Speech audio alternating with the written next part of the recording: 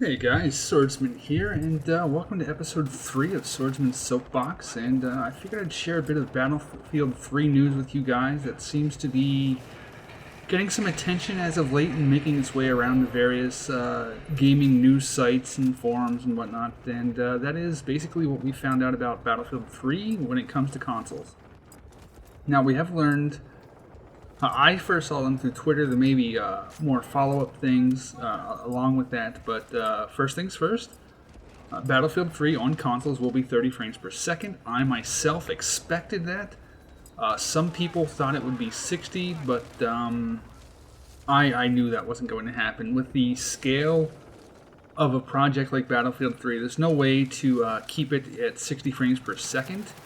And a lot of people, a lot of people look at Call of Duty and say, well, that's 60 frames per second, and that means everything else should be that way. And I completely disagree. First off, it's at 60 frames per second, but it doesn't really, to me, it doesn't really mean much when it comes to console. Especially when you consider how limited Call of Duty is compared to how expansive Battlefield 3 is. Call of Duty doesn't have destruction, it doesn't have the bigger maps, it doesn't have the more players, it doesn't have really anything that Battlefield 3 offers. And so to try to expect Battlefield 3 to be on consoles at 60 FPS is probably reasonably foolish to try to have expected that. Now, with that said, some people think that's a deal breaker. I think they're very narrow-minded, as though they think it makes some sort of huge impact when it really it doesn't. Oh, hang on. Oh, look at this fail. I choked. I couldn't stay on one target. I wanted to just think I could spray them all down without finishing the first one and moving on to the next. That was such a fail. But anyway, back on topic. The fact that Call of Duty runs at 60 frames per second in other games such as Halo Reach and Bad Company 2 and Crysis 2 and just basically every other major FPS runs at 30. And they run at 30 because it means it lets them put more into the game. And as Don't Blink was trying to point out on Twitter, that the latest, the companion bit of news to that was that Battlefield 3 will be 720p in consoles. And people are like, oh, that's bullshit. Call of Duty is 1080, and it's not quite. Don't Blink actually found a very good article that he linked on Twitter that I'm going to link for you guys in the description. And basically, Call of Duty is not even 720p. It is sub HD that is then upscaled via the consoles to look a little bit better, but it's not actual 720p. It's not actual high definition. Battlefield 3, however, will be high definition. That will be an unmistakable plus. Oh, look at this guy. Look at this. You want some of me? Get turned on, pal. Oh, that felt good. But yeah, like I said, Call of Duty, it doesn't offer 720p. You can upscale to it, you can upscale to 1080, but its native resolution on the disc is not HD. Battlefield 3 will be HD. So a lot of people are getting down on that. I personally am not overly worried about that part. It just doesn't really matter to me.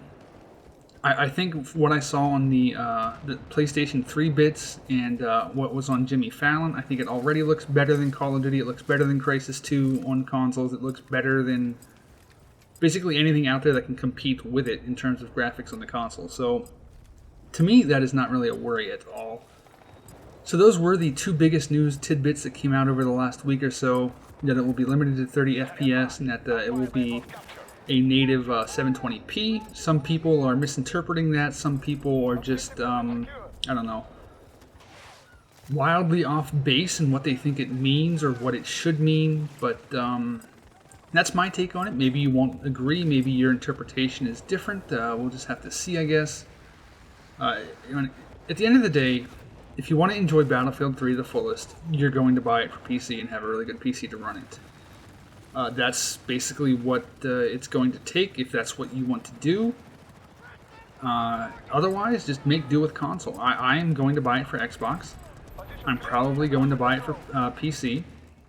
As I've said before, I enjoy the controller more, and I think that's largely due to I'm better with the controller. And I know that's backwards. in theory, I should be better with a mouse. But it's like I've always said, I am more of a casual gamer.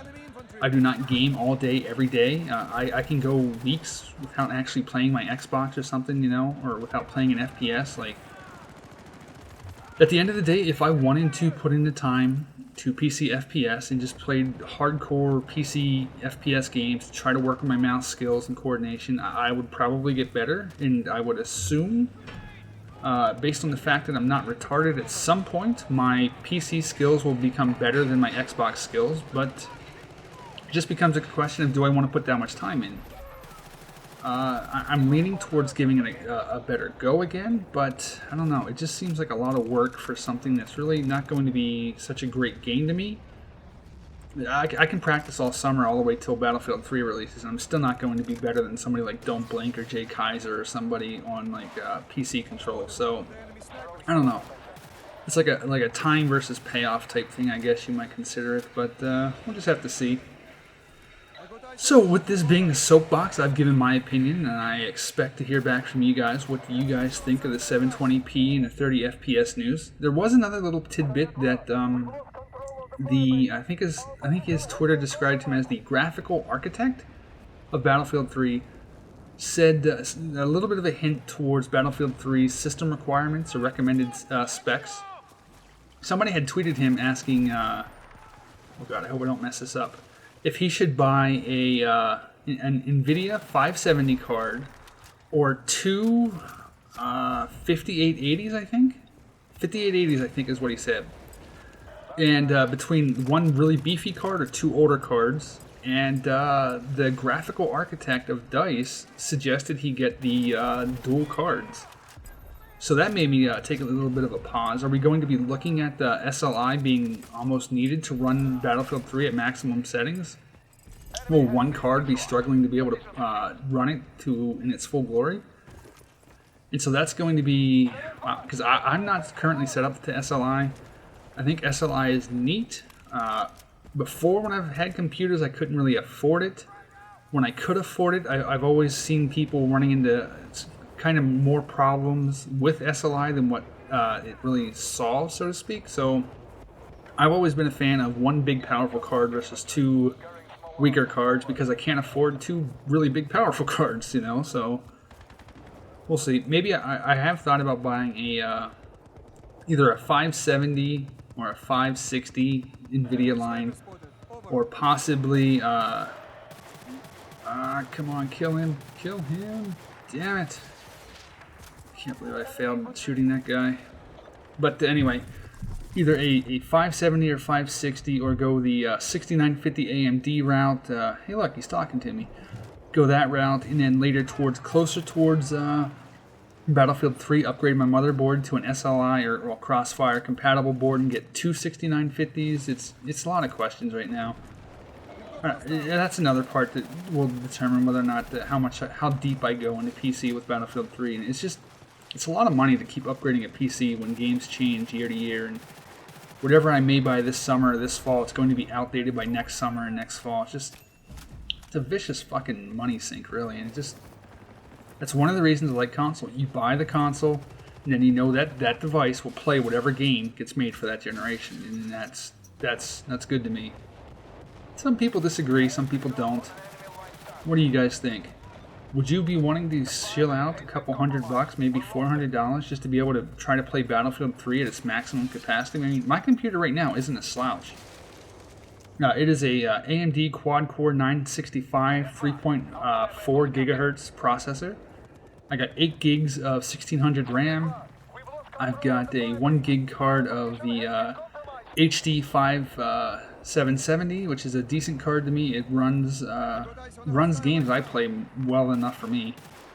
Sometimes with fraps, recording at 1080 can be a bit of an issue, but I'm not really worried about recording 1080p because most people barely watch 720, let alone 1080, because a lot of people are just content to watch YouTube videos on 480. So to me, recording 1080 isn't a big deal. I can play it just fine if I don't want to record, so I just swap between the resolutions with what I want to do. And then again, DX Tory, D-Crew Colin turned me on to that, and DX Tory is like a competitor to Fraps that essentially, I can play in 1080 and get nice frames while only recording to 720, which that has been a huge find for me to learn about that program. I have been toying around with that. That has been worth its weight in gold. And so if you're looking for Fraps alternatives, check out DXTORY, I think it's spelled. Very cool program. I highly recommend it. Alright, that was the game. When I was looking through this one, I found it to be a fairly entertaining match and figured it'd make it for a decent backdrop towards talking about the Soapbox. What do you guys think about the 30 FPS and 720p for Battlefield 3 consoles?